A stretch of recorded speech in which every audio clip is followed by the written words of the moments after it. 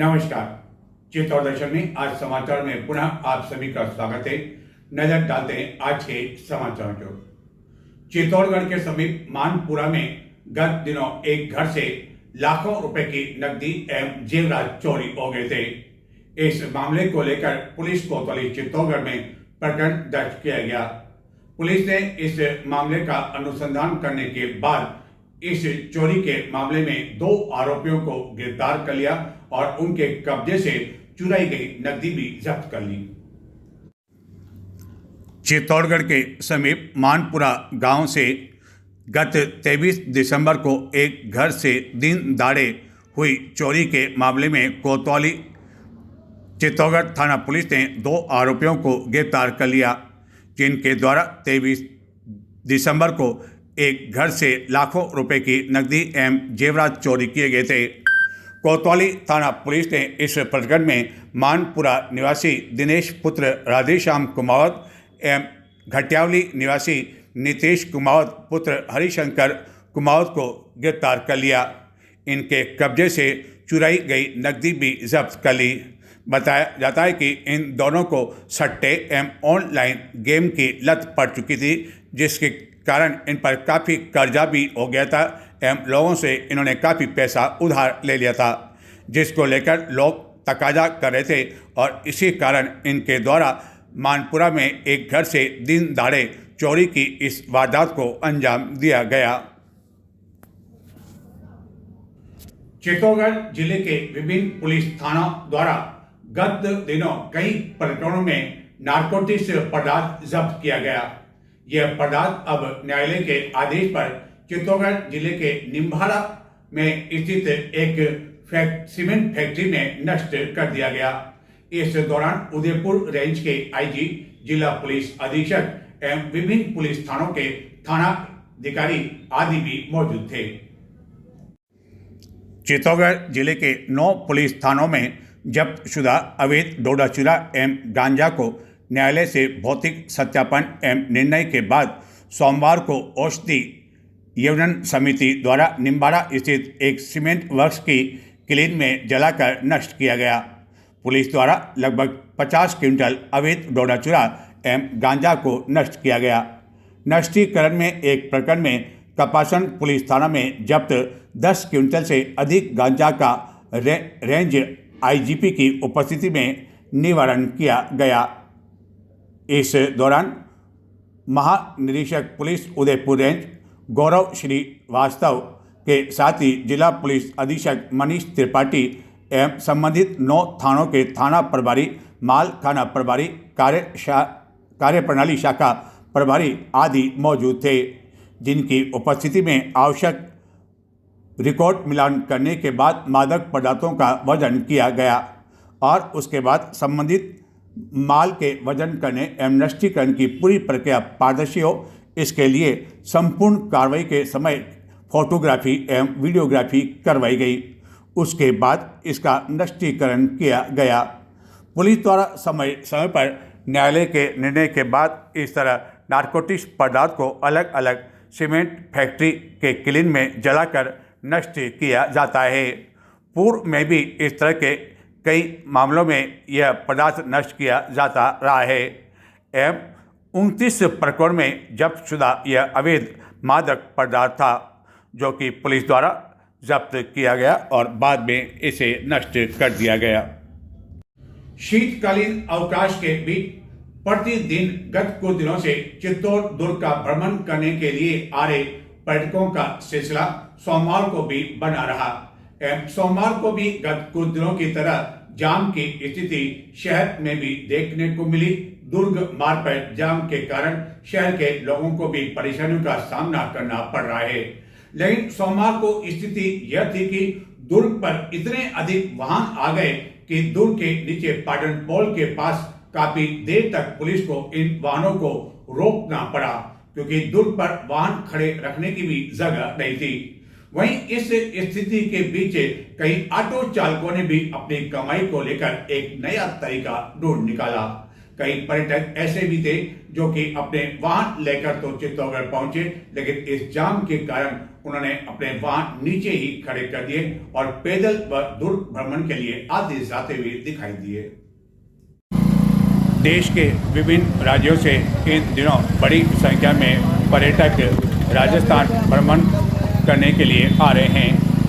इनमें कई पर्यटक उदयपुर के साथ साथ चित्तौड़गढ़ भी भ्रमण करने के लिए आ रहे हैं, लेकिन जिस तरह की परेशानियां उन्हें जाम के कारण उठानी पड़ रही है, कई घंटों तक इंतज़ार करना पड़ रहा है। ऐसी स्थिति में कई पर्यटक ऐसे भी हैं जिन्होंने बताया कि वह भविष्य में कम से कम ऐसे सीजन के समय आना पसंद नहीं करेंगे। जिस तरह की परेशानियां उन्हें यहाँ पर उठानी पड़ी, इस परेशानी को शायद ही अपनी ज़िंदगी में वह कभी भूल पाएंगे।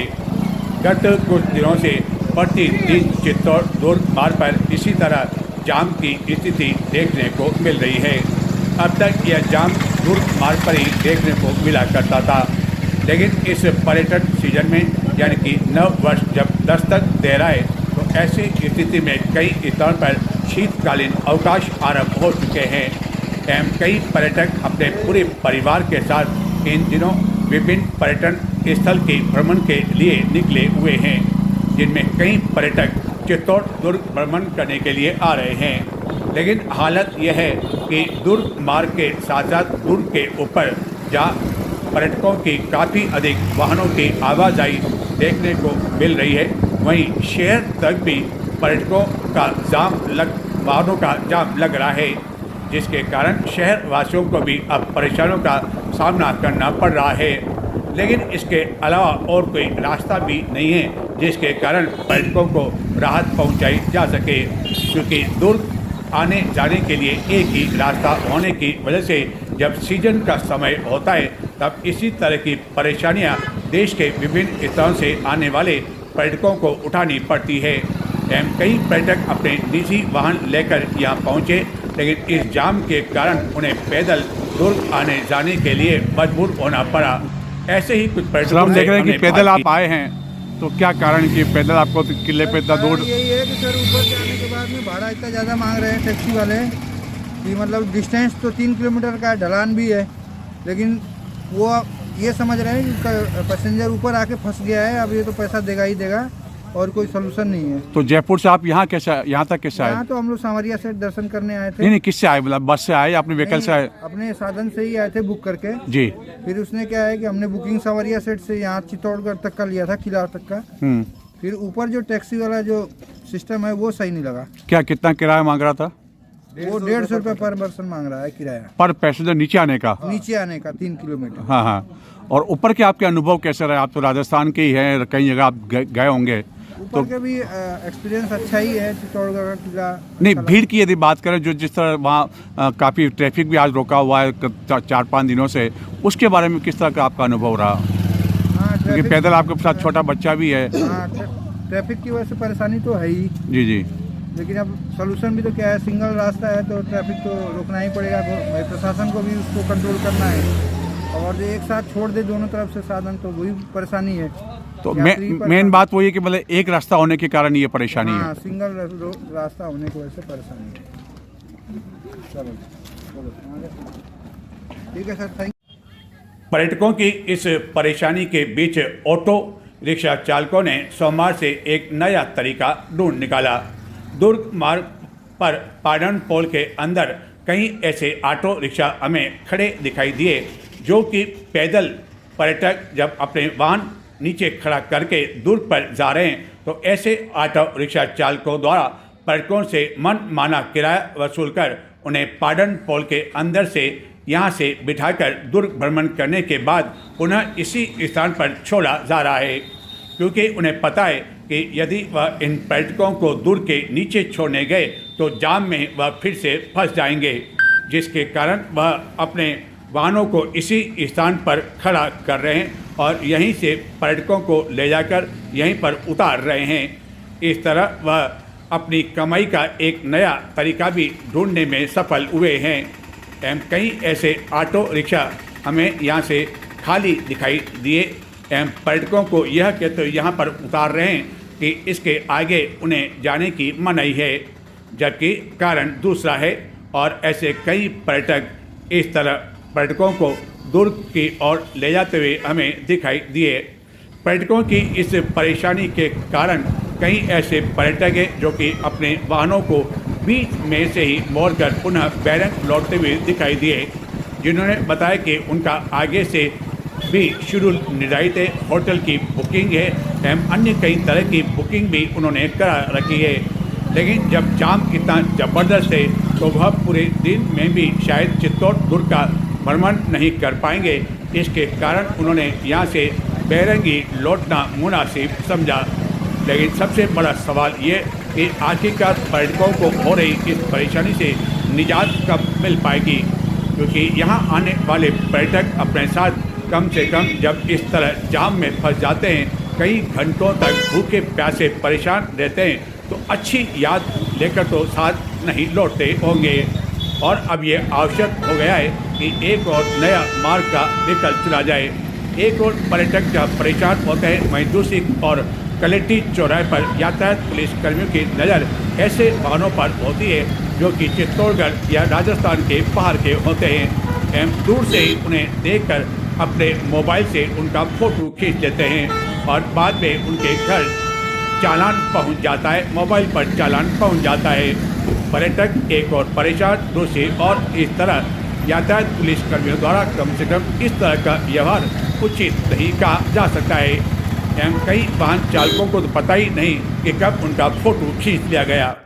पंजाब के राज्यपाल गुलाब चंद कटारिया द्वारा गत दिनों महाराणा प्रताप को लेकर की गई एक टिप्पणी को लेकर क्षत्रिय संगठनों में काफी अधिक रोष व्याप्त है एवं चित्तौड़गढ़ में जोहर स्मृति संस्थान की आगामी जोहर मेले को लेकर आयोजित बैठक में भी कटारिया द्वारा की गई इस टिप्पणी पर आक्रोश व्यक्त किया गया एवं नाराजगी जाहिर की गई। वहीं दूसरी ओर गुलाब चंद कटारिया द्वारा भी कई दिनों बाद, यानी कि जब इन्होंने टिप्पणी की उसके बाद अपनी चुप्पी तोड़ी और अपना स्पष्टीकरण इस बारे में दिया गया। इस टिप्पणी को लेकर न केवल चित्तौड़गढ़ बल्कि पूरे मेवाड़ में क्षत्रियों में काफी अधिक नाराजगी बनी हुई है। जौहर स्मृति संस्थान की कार्यकारिणी की बैठक जौहर भवन पर संस्थान के अध्यक्ष राव नरेंद्र सिंह की अध्यक्षता में संपन्न हुई, जिसमें आगामी 15 मार्च को जौहर श्रद्धांजलि समारोह आयोजित करने का निर्णय लिया गया। बैठक में पंजाब के राज्यपाल गुलाब चंद कटारिया द्वारा महाराणा प्रताप के संबंध में गत दिनों की गई टिप्पणी को लेकर भी नाराजगी जाहिर की गई एवं कहा गया कि इससे क्षत्रिय समाज ही नहीं सर्व समाज को ठेस पहुंची है, जबकि गुलाब चंद कटारिया ने इस मामले को लेकर अब अपनी चुप्पी तोड़ी। मेरे चंडीगढ़ के निकल जाने के बाद मेरे बयानों को लेकर के कई तरह के प्रश्न खड़े किए गए। मेरी आप सबसे विनम्र प्रार्थना है कि मेरा भाषण शुरू से लेकर आखिर तक एक बार आप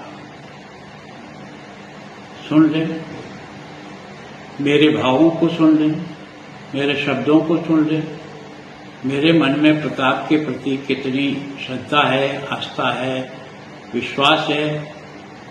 पहली बार मैं नया 33 साल की उम्र में एमएलए बनकर गया था, तब मैंने आग्रहपूर्वक प्रताप के इस शौर्यपूर्ण जीवन को मेवाड़ में स्थापित किया जाए, घर घर गांव गांव लोगों के मन में प्रताप की उस जीवन को लोग नजदीक से देख सकें, उसके लिए मुख्यमंत्री भैरव सिंह जी से निवेदन करके पहली बार मेवाड़ कॉम्प्लेक्स योजना 77 से लेकर 80 तक ही राज रहा था, पर हमने उसको स्वीकृत कराया और उसके कारण से ही आज कुंभलगढ़ का विकास, गोगुंदा का विकास, चावंड का विकास, हल्दी घाटी का विकास उसके बाद शुरुआत हुई। मैंने उस विषय को ही इस रेफरेंस में कहा था कि कांग्रेस का 47 से लेकर के 77 तक सरकारें रही, लेकिन प्रताप के जीवन को ऊंचाई पर ले जाने के लिए किसी भी प्रकार का काम नहीं हुआ। हमने पहली बार उसकी शुरुआत भी की, उसको निरंतर आगे बढ़ाया और अब की बार भी सरकार ने अपने बजट में प्रताप से संबंधित स्थानों को और विकसित करने के लिए 175 करोड़ रुपए की स्वीकृति दी है। मेरा कहने का भाव ये था कि हम लोगों ने प्रताप के उस शौर्यपूर्ण जीवन को जन जन तक पहुंचाने, आने वाले पर्यटक को भी प्रताप की गाथाओं से परिचित कराने के लिए ये सारे के सारे विकास प्रारंभ किए। ये विकास कांग्रेस भी कर सकती थी, इतना लंबा कालखंड रहने के समय में भी ये मेरा उसमें भाव था। मैंने ये जो शब्द प्रयोग किया कि हमने प्रताप को जिंदा किया, इसके आगे और पीछे की बात को आप सुनिए कि कांग्रेस ने इस बारे में प्रताप के जीवन को जन सामान्य तक और दुनिया तक पहुंचाने के लिए जिस प्रकार की आज मेवाड़ नहीं, दिल्ली में भी स्टैच्यू बनी है, गुजरात में भी बनी है, बंगाल में भी बनी है, हर जगह प्रताप का जिस प्रकार का हुआ है उसको बढ़ाने का प्रयत्न किया। मेरा ऐसा कोई भाव नहीं था।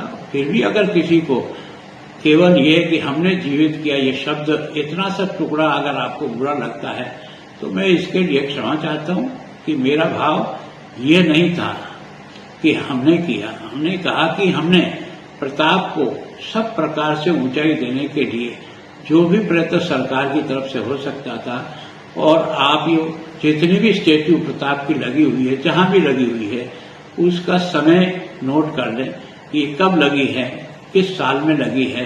गांव गांव में प्रताप का ये जो मान और सम्मान है, ये हमारे उस अभियान को प्रारंभ करने के बाद में है या उससे पहले से है, तो थोड़ा सा मेरे भाव भी आपको ठीक लगेंगे। मेरा तो आपसे आग्रह है कि छोटी छोटी बातों पर प्रताप के प्रति मेरे मन में कितना सम्मान है। मैं इतने सालों से प्रताप जयंती पर जो कार्यक्रम नगर पालिका तो बाकी सबके सहयोग से, समाज के आप ही के समाज के सहयोग से जो कर रहे थे, कब शुरू किया, कब इसको हमने कहां तक ले जाने का प्रयत्न किया। अगर सम्मान नहीं होता तो क्या ये कार्यक्रम हम नगर परिषद के अपने बजट से और फंड से इस प्रकार के कार्यक्रमों का आगे बढ़ा सकते थे। मैं सोचता हूं कि मेरा जो विषय है, सोशल मीडिया पर सोमवार को एक वीडियो वायरल कर जानकारी दी गई कि चित्तौड़गढ़ में स्थित संगम महादेव पर नौकायान की सुविधा आरंभ कर दी गई एवं कुछ लोग इस बोटिंग का आनंद लेते हुए भी देखे गए। लेकिन जब इस बारे में विभिन्न विभागों से चित्तौड़ दर्शन द्वारा जानकारी चाहिए गई तो किसी भी विभाग ने यह स्वीकार नहीं किया कि उन्होंने इस बोटिंग को लेकर अनुमति दे दी है।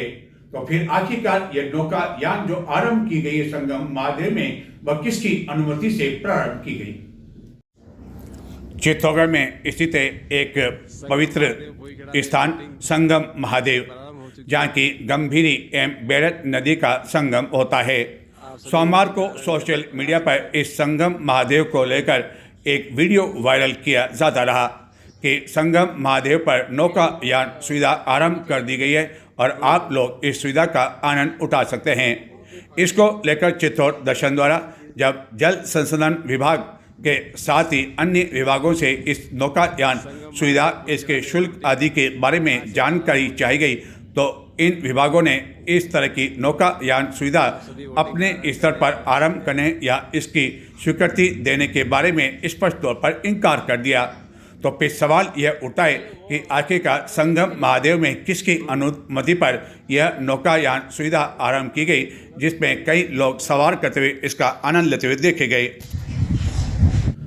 नए वर्ष 2026 के आगमन को लेकर अब केवल 2 दिन ही शेष बचे हैं एवं 2025 की विदाई होने वाली है। नए वर्ष के आगमन को लेकर हालांकि कुछ बड़ी नगरों की तरह चित्तौड़गढ़ में किसी भी रिसोर्ट या होटल में कोई बड़ा आयोजन तो नहीं किया जा रहा है, क्योंकि होटल एवं रिसोर्ट संचालकों का अनुसार चित्तौड़गढ़ में इतना भारी भरकम जो राशि है वह कोई भी नहीं देता है, जबकि कई लोग ऐसे हैं जो कि भारी राशि देकर अन्य शहरों की ओर कूच करते हैं। लेकिन इसके बावजूद चित्तौड़गढ़ में कुछ होटलें नए वर्ष को लेकर सजना शुरू हो चुकी है। विद्युत सजावट के साथ ही अंदर भी काफी अधिक सजावट की जा रही है। नया वर्ष हर किसी के जीवन में नई उम्मीदें, नए सपने और नई शुरुआत लेकर आता है। वहीं साल 2025 अब समाप्त होने में केवल 2 दिन ही शेष रह गए हैं और उसके पश्चात नए साल की शुरुआत होगी। एक और वर्ष आपके जीवन में दस्तक देने वाला है। नए वर्ष का जश्न मनाने के लिए कई लोग तैयारियों में जुट गए हैं। खास तौर पर युवाओं में इसको लेकर काफ़ी अधिक उत्साह देखा जा रहा है, क्योंकि उनके मन में उमंग है। नया साल नई रोशनी लेकर आए, हर दिन खुशियों से भर जाए, सपनों को मिले नई उड़ान, जीवन में आए नई पहचान। इसी उम्मीद को लेकर जो युवा हैं वह अपने दोस्तों के साथ नए वर्ष के आगमन एवं बीते वर्ष यानी कि 2025 को विदाई देने के लिए यह योजना बनाने में जुटे हुए हैं कि आखिरकार नया वर्ष कहां पर बनाया जाए और नव वर्ष की पूर्व संध्या पर जो विभिन्न स्थानों पर आयोजन होने वाले वहां पर चला जाकर इसको मनाया जाए। हालांकि कई युवाओं ने इसकी एडवांस बुकिंग भी करवा दी है। उदयपुर जैसे शहर में चित्तौड़गढ़ या जिले में ऐसा कोई बड़ा आयोजन नहीं होता है, जिसका सबसे बड़ा कारण है होटल व्यवसायों का कहना है कि चित्तौड़गढ़ में इसके लिए कोई भारी भरकम पैसा देने को तैयार नहीं होता है एवं वह चाहते भी हैं कि यहाँ भी इस तरह का नए वर्ष का आयोजन हो, ऑर्केस्ट्रा पार्टी आदि को बुलाया जाए। लेकिन उनके पुराने अनुभव काफ़ी अधिक खराब रहे हैं। लेकिन इसके बावजूद चित्तौड़गढ़ के कुछ प्रमुख होटलों में नए वर्ष के आगमन को लेकर आकर्षक विद्युत सजावट किए जाने के साथ ही होटलों के अंदर भी फूलों आदि से भी सजावट का काम शुरू कर दिया गया है, जिनका कहना है कि नव वर्ष की पूर्व संध्या को यादगार मनाने के लिए इस दिन आने वाले ग्राहकों को कई तरह के नए व्यंजन परोसे जाएंगे, जिसके लिए उनके द्वारा बाहर से भी कुक बुलाए गए हैं एवं और अधिक होटल को आकर्षित किया जा सके, इसके लिए प्रतिदिन नई सजावट पर ध्यान दिया जा रहा है एवं होटलों के बाहर सेल्फी पॉइंट भी बनाए जा रहे हैं ताकि यहां आने वाले लोग इसे याद कर सकें। नजर डालते हैं कुछ और समाचारों की ओर, लेकिन संक्षिप्त में देखते रहें चित्तौड़ दर्शन। श्री बजरंग सेवा समिति की बैठक आयोजित की गई। बैठक में सर्वसम्मति से अध्यक्ष दीपक अग्रवाल एवं उपाध्यक्ष पद पर विजेश चौधरी को निर्विरोध नियुक्त किया गया। कार्यकारिणी के अन्य सदस्यों को यथावत रखा गया।